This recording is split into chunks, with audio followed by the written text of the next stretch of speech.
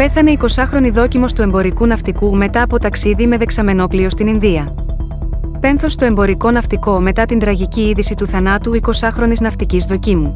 Στη διάρκεια εκπαιδευτικού ταξιδιού του εμπορικού ναυτικού, η 20χρονη ναυτική δόκιμος που επέβαινε στο δεξαμενόπλοιο ως μέλος πληρώματος, ασθένησε μετά τον απόπλου από λιμάνι της Ινδίας και στη συνέχεια έχασε τη ζωή της μετά από πολυήμερη νοσηλεία σε νοσοκομείο της Αττικής.